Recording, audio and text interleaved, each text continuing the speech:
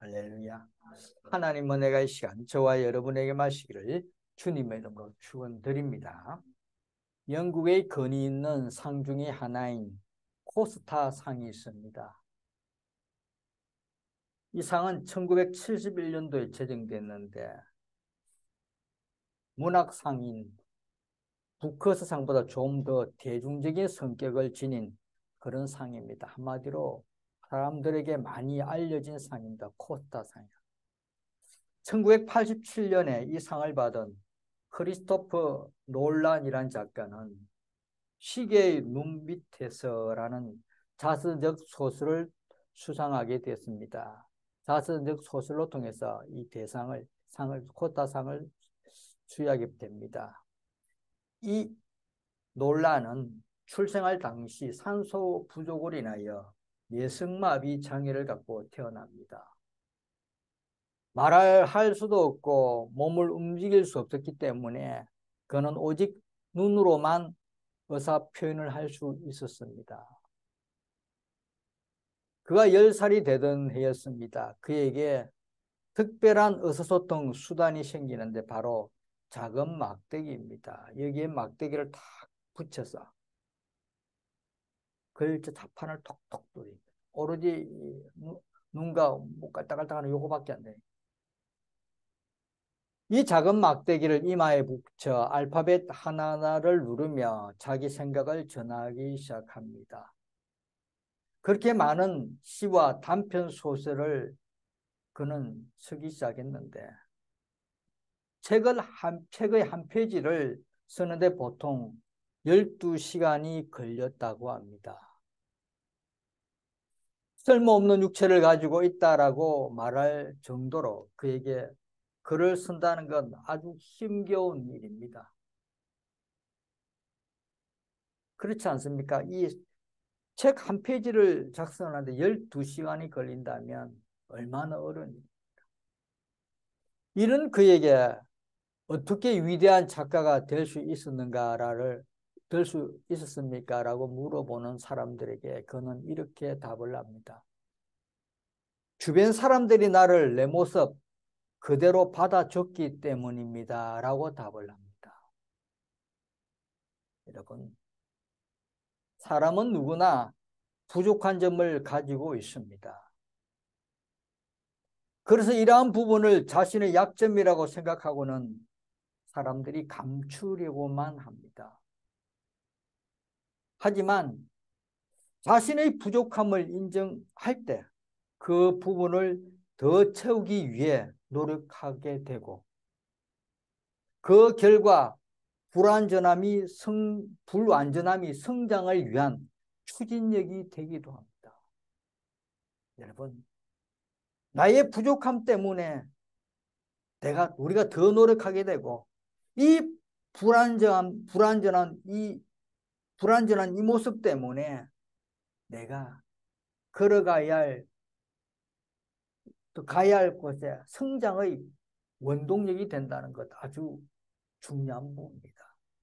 성도 여러분, 사람마다 다 부족하고 연약한 부분이 있습니다. 그것을 인정해야 됩니다.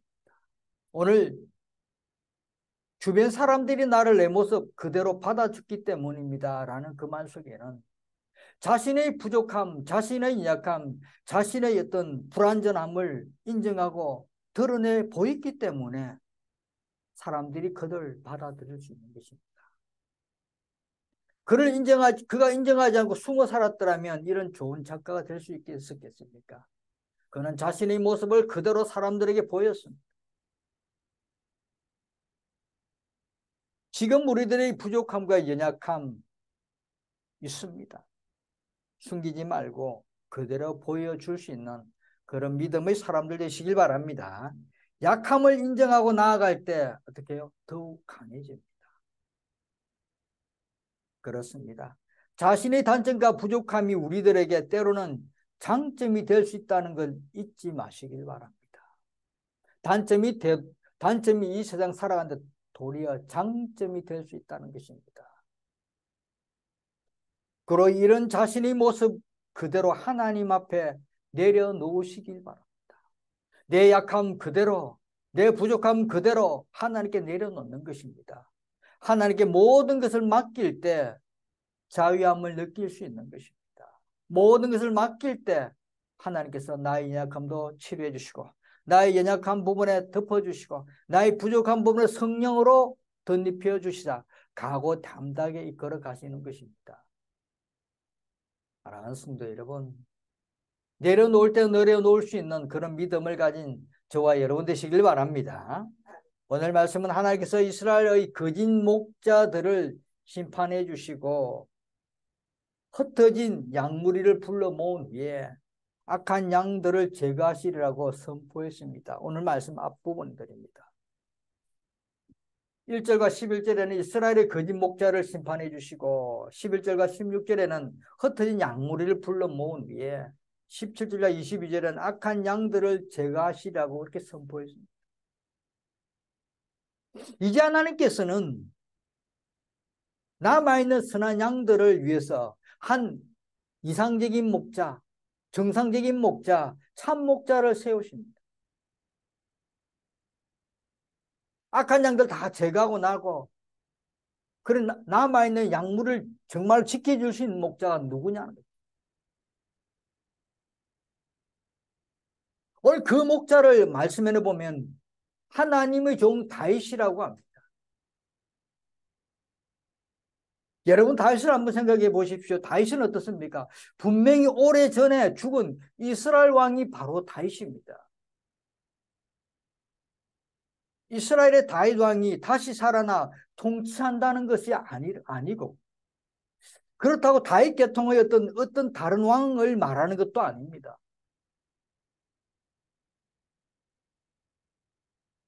24절 말씀에 나 여호와는 그들이 하나님이 되고 내 종 다윗은 그들 중에 왕이 되리라. 나 여호와의 말이다.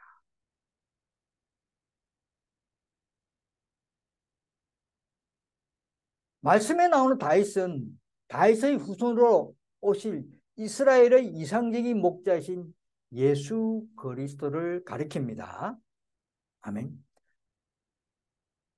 나 여호와는 그들의 하나님이 되고 내 종 다윗은 그들 중에 왕이 되리라. 나 여호와 그들 중에 예수 그리스도를 바로 비유로 말씀하고 계시는 것입니다. 에스겔 30장 25절을 말씀합니다. 내가 내 종 야곱에게 준 땅 곧 그의 조상들이 거주하던 땅에 그들이 거주하되 그들과 그들의 자자 손손이 영원히 거기에 거주할 것이요 내 종 다윗이 영원히 그들의 왕이 되리라. 에스겔 32장 25절에도 내 종 다윗이 영원히 그들의 왕이 될. 그들의 왕이 누굽니까? 바로 예수 그리스도를 지칭하고 있는 것입니다. 영원히 이스라엘을 다스릴 분이라는 것입니다. 영원히 이스라엘을 이끌어갈 분이 바로 예수 그리스도라는 것입니다. 그런데 메시아이신 예수 그리스도를 왜 다윗으로 묘사한 이유가 무엇이겠습니까? 다윗은 이스라엘의 군왕 중에 군왕이었습니다. 아주 이상적인 왕으로 존경을 받았기 때문이고 그리고 당시 구약시대에는 메시아가 다윗 후손으로 오실 것이라는 사상이 있었기 때문입니다. 메시아가 다윗의 후손으로 다윗 가문의 자손으로 오십니다. 또한 하나님에 의해서 선택이 되고 하나님의 마음에 합한 자이며 자신의 왕권을 확고하게 세울 수 있는 사람이라는 면에서 다윗이 적절한 인물이었기 때문에 다윗을 들어서 이렇게 말씀한 것입니다. 여러분, 이처럼 택한 백성의 이상적인 목자이신 메시아가 하나님의 양무리를 돌보게 될 때는 어떻게 되십니까? 모든 것이 회복이 됩니다. 모든 것이 원활하게 됩니다. 하나님과 이스라엘 관계가 정상적으로 회복된다는 것입니다. 다시 말해 하나님께서 이스라엘의 하나님이 되고 이스라엘은 하나님의 백성이 될 것을 말씀하고 있는 것입니다. 이스라엘이 범죄함으로 하나님을 떠났던 그들이 이제 돌아와 하나님의 백성이 되는 것입니다. 하나님과의 관계가 회복이 돼. 이때 이상적인 목자는 어떻습니까? 예수 그리스도께서 어떤 시대를 천년왕국의 시대로 이끌어 가실 거고, 모든 이스라엘 백성이 이제는 하나님을 위해서 살면서 기쁨을 누리고 평안을 누리게 된다는 그런 말씀이라는 것입니다. 그리고 화평의 언약을 통해서 복되고 평화로운 삶을 살아가도록 하신다. 화평의 언약, 화목하고 평화로운 언약의 시대가 열리는, 이 화평의 언약은 이스라엘이 공로가 아무것도 없음에도 누가 오직 하나님 은혜로 세워진 언약이 바로 화평의 언약입니다. 이렇게 하나님의 은혜로 세워진 화평의 언약으로 말미암은 이스라엘은 하나님에 의해서 회복되고 또한 화평을 보장받습니다.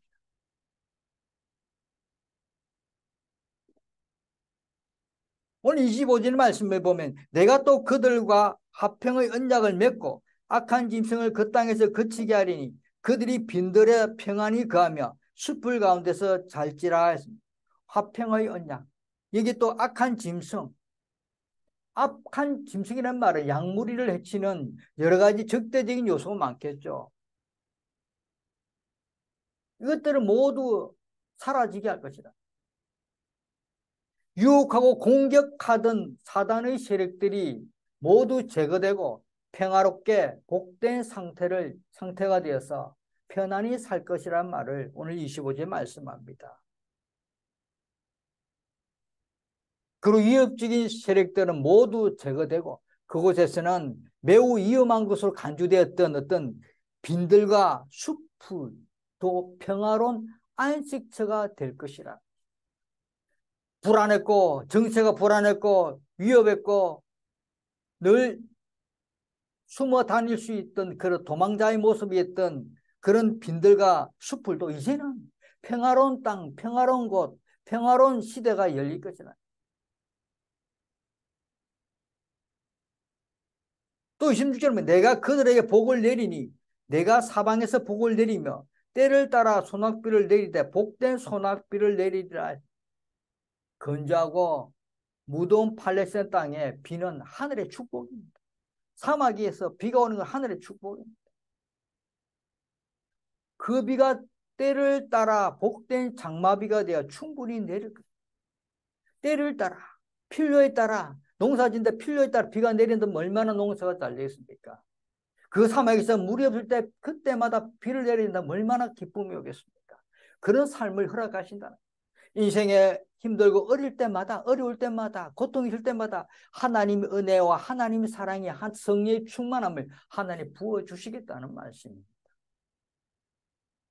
때를 따라 소낙비를 내리되는 이 말은 팔레스타인 땅에서 10월과 11월 사이에는 내리는 이른 비와 3월과 4월 사이에 내리는 늦은 비가 적절하게 내릴 것이라는 것입니다. 농사 잘 되게, 양무리들이 잘 먹고 잘 살 수 있도록 넉넉히 비를 내리시겠다. 이때 비는 농사의 파종과 결실에 아주 절대적으로 필요한 비입니다.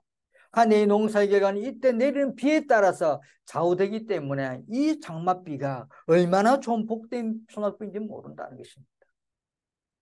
화평의 언약이 세워진 그곳에는 적절한 시기에 충분히 비가 내릴 것입니다. 영적으로 말하면 이것은 하나님과의 관계가 올바로 회복된 심령에, 그 심령에서 위에서부터 임하는 하나님 은혜의 단비가 풍성히 그에게 임한다는 것입니다. 그들에게 임한다는 것입니다. 사랑하는 성도 여러분, 하나님의 은혜가 우리 심령에 매일 내린다면 의 심령이 얼마나 좋겠습니까? 어디를 가도 무엇을 해도 각오 담대한 일을 헤쳐나갈 수 있을 것입니다. 하나님 은혜가 우리에게 내리기 때문에, 그런 하나님 은혜가 우리에게 날마다 내리는 그런 믿음의 길로 걸어가는 주님의 백성 되시기를 바랍니다. 또 27절은 말합니다. 그리한즉 밭의 나무가 열매를 맺으며 땅이 그 소산을 내리니 그들이 그 땅에서 평안할지라. 내가 그들의 멍에의 나무를 끊고 그들을 종으로 삼은 자의 손에서 그들을 건져낸 후에 내가 여호와인 줄을 그들이 알겠고. 화평의 언약 아래에서 하나님의 백성들이 멍에가 꺾이고 구원을 받는다. 자유함을 누린다. 종의 사슬이 끊어진다는 것입니다. 고통의 사슬이 끊어진다는, 참된 자유와 구원을 누리며 살아갈 수 있다는 것입니다. 사랑하는 성도 여러분, 종으로 살아간다면 얼마나 고통이겠습니까? 그러나 그런 종의 삶을 끊어버린 마귀의 종으로 살았던 우리의 모습이 예수를 통해서 단절된다는 것입니다. 끊어진다. 마귀의 종이 아니라 하나님의 귀한 백성으로 살아가는 그런 구원을 받은 믿음의 백성이 된다는 것입니다. 이것이 큰 은혜입니다. 우리에게 주신 귀한 은혜의 말씀이라는 기억하시길 바랍니다. 여호와인 줄 그들이 알겠고, 구원이 된 자유의 몸이 된 그들이 여호와인 줄 하나님 은혜란 깨닫게 된다. 또 28절에 보면 그들이 다시는 이방의 노략거리가 되지 아니하며 땅의 짐승들에게 잡아먹히지도 아니하고 평안히 거주하리니 놀랄 사람이 없으리라. 놀랄 사람이 없어. 놀란다는 건 뭡니까?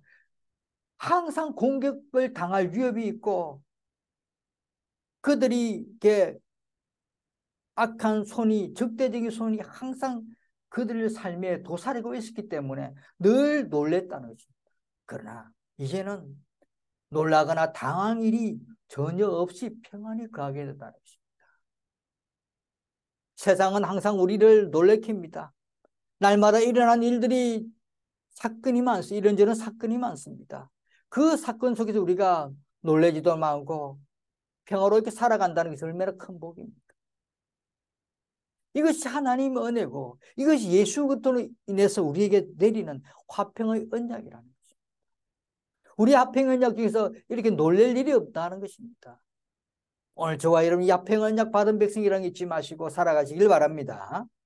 또 29절에 내가 그들을 위하여 파종할 좋은 땅을 일으키리니 그들이 다시는 그 땅에서 기근으로 멸망하지 아니할 것이며 다시는 여러 나라의 수치를 받지 아니할 것이라. 예수 그리스도를 통해서 우리가 세상에서 수치를 당하지 않는 그런 삶을 누린다는 것입니다. 이제는 마귀의 종이 되는 어딜 가도 수치당하고 무엇을 해도 비방거리가 되고 무엇을 해도 사람들에게 놀림감 되던 우리들의 모습이었는데 이제는 화평의 언약 아래 살아가니까 어떻습니까? 파종할 좋은 땅이 되어서 기름진 옥토를 보장해 줄 것이기 때문에 이스라엘은 풍성한 소출을 거둘 것이라는 것입니다. 그리고 이와 같은 풍요로움 있는 그곳에서 기근이나 수치는 모두 사라질 것이라는 것입니다. 먹을 것이 없어 남에게 빌리던 이런 인생이었는데 넉넉하지 못해서 남에게 늘 수치를 당했던 우리들의 모습이었는데 이제는 하나님께서 파종할 좋은 땅을 일으키시고 그것에 많은 열매를 주시고 그 땅에 많은 것을 허락하셔서 우리가 기근으로 우리가 수치로서 받지 않고 영원한 안식의 기쁨, 영원한 주님의 축복의 기쁨을 누리며 살아간다는 것이 얼마나 기쁨입니까? 오늘 저와 여러분들이 이 화평의 언약 속에서 이런 기쁨을 누리는 믿음의 백성이 되었다는 것을 늘 기억하시면서 기쁨의 삶을 살아가는 저와 여러분 되시길 주님의 이름으로 축원드립니다. 이렇게 하나님께서 화평의 언약으로 세운 이스라엘을 복된 상태로 인도하시는 이유가 그럼 무엇이겠습니까? 이스라엘 백성들을 왜 굳이 이렇게 복된 상태로 인도하시겠다는 이유는 바로 마지막 30절과 31절에서 오늘 30절과 31절이 오늘 우리에게 주신 귀한 은혜의 말씀입니다. 이스라엘 곧 우리입니다. 다 같이 30절과 31절입니다. 시작. 그들이 내가 여호와 그들의 하나님이며 그들과 함께 있는 줄 알고 그들 곧 이스라엘 족속이 내 백성인 줄 알리라. 주 여호와의 말씀이라. 내 양 곧 내 초장의 양 너희는 사람이요 나는 너희의 하나님이라. 저 여호와의 말씀이니라. 아멘. 첫째로 이스라엘은 하나님의 백성이기 때문에 오늘 우리들은 하나님의 백성이기 때문에 이런 화평의 언약 속에 살아가도 하나님이 허락하신다는 것입니다. 내 백성, 내 양, 내 초장의 양이라고 말씀합니다. 이스라엘은 하나님께 속했기 때문에 하나님께서 그들을 불러 모아 복된 상태로 인도하신다는 것입니다. 내 백성으로 만들고 내 양이고 내 초장의 양이니까 하나님께서 늘 불러 모아서 그 양들을 이끌어가고자 하나님 불러 모았다. 그래서 목자이신 예수 그리스도께서 내 백성이기 때문에 이런 복된 삶을 누리게 해주시겠다. 오늘 저와 여러분 이 복된 믿음의 자녀이기 때문에 이런 하나님께서 예수 그리스도를 통해서 우리를 이끌어 가시는 것입니다. 양무리가 되어서 내 초장의 양이 돼서 내 백성이 돼서 우리를 이끌어 가시는 것입니다. 그 이끌어 가시는 예수 그리스도께서 어떤 복을 주십니까? 오늘 말씀 화평을 언약 아래서 우리가 살아가도록 그런 귀한 복을 내리신다는 것입니다. 둘째는 뭡니까? 나는 너의 하나님이라. 나는 너의 하나님. 하나님께서는 다른 누구의 하나님이 아니라 이스라엘의 하나님이시기 때문에 이스라엘 문제에 대해서 무관심하지 않으시겠다는 것입니다. 오늘 하나님께서는 우리들의 하나님이시기 때문에 동화의 하나님이시기 때문에 이 맑은 물교의 성도들의 하나님이시기 때문에 이 하나님께서 무관심하게 넘어가지 않겠다는, 늘 관심을 가지고 살아가겠다는 것입니다. 내 사랑은 자녀이기 때문에 내 사랑은 동화이기 때문에 늘 지켜보고 늘 인도하시겠다는 것입니다. 때로는 우리가 자기 고집으로 인하여 그릇된 길로 갈 수가 있습니다. 그 길을 가는데 하나님께 내버려 두지 않으시고 바로 갈 수 있도록 하나님 인도해 주시겠다는 것입니다. 완전히 버려두지 않는, 완전히 넘어지도록 하지 않는 그런 삶을 살도록 우리를 항상 관심을 가지고 늘 올바른 길을 가도록 하나님께서 인도하시겠다는 것입니다. 비록 우리가 하나님께 드릴 수 있는 공로는 없지만은, 이스라엘 백성이 비록 하나님께 드릴 수 있는 공로는 없지만은 하나님의 은혜에 기초한 화평의 언약을 통해서 그들이 회복된다는 것입니다. 하나님이 내 백성이기 때문에 하나님께서 이스라엘 백성이 내 백성이기 때문에 하나님께서 하나님 은혜로 인하여 그런 화평의 언약을 허락하시고 회복시켜 주실 거잖아요. 하나님께서 이스라엘 하나님이 되시기 때문에 이렇게 큰 은혜를 베풀어 주시겠다는 것입니다. 오늘 하나님께서 저와 여러분의 하나님이시기 때문에 이렇게 이끌어 주시겠다는 것입니다. 성도 여러분, 너희는 사람이요 나는 너희 하나님이라. 믿는 우리들의 하나님이라는 사실이 얼마나 큰 위로와 힘이 됩니까? 하나님께서 나의 하나님이 되고 나를 이끌어 가시는 하나님이 되고, 내가 날마다 부족할 때 하나님께서 나를 붙들어 주시고, 날마다 나에게 약한 모습을 있을 때 하나님 나를 인도하여 주셔서 사람들에게, 많은 영혼들에게 하나님의 자녀로 우뚝 서게 해주신 그런 하나님이 날마다 우리들에게 지켜주시고 그 길로 가도록 허락해 주신다. 우뚝 설 수 있도록 하나님이 인도해 주시겠다는 것입니다. 끊임없는 하나님이 우리와의 관계를 다 연결해 주시고, 그 연결 속에서 절망한 상황이 오더라도, 위급한 상황이 오더라도, 힘든 상황이 오더라도, 고통의 현실이 오더라도, 절망의 현실이 오더라도 그 하나님과의 관계가 있다는 걸 늘 잊지 마시고, 무관심하는 하나님이 아니라 관심을 가진 하나님이 늘 우리 곁에 있다는 걸 잊지 마시고, 하나님 나에게 주신 그 화평의 언약이 있다는 걸 잊지 마시고, 일어서서 다시 걸어가고, 넘어져 다시 걸어가고, 힘들 때 다시 일어서서 걸어가는 주님의 백성 되시길 주님의 이름으로 축원드립니다. 기도하겠습니다. 은혜와 사랑이 넘치는 하나님 아버지 감사합니다. 오늘도 귀한 은혜의 말씀을 허락하시고 주신 귀한 은혜의 말씀을 붙들고 하나님, 절망할 때나 힘들 때나 고통이 올 때마다 하나님은 나의 하나님이 된다는 이 귀한 은혜의 말씀, 나는 하나님의 백성이라는 이 은혜의 말씀을 붙들고 살아가는 주님의 백성들 되도록 허락하여 주옵소서. 이 한 주간도 세상 속에서 넘어지지 않도록 허락하시고 우리를 이끌어신 그 하나님의 놀라운 은혜를 체험하는 귀한 한 주간 허락하여 주옵소서. 감사드리며 예수님 이름으로 기도드립니다. 아멘.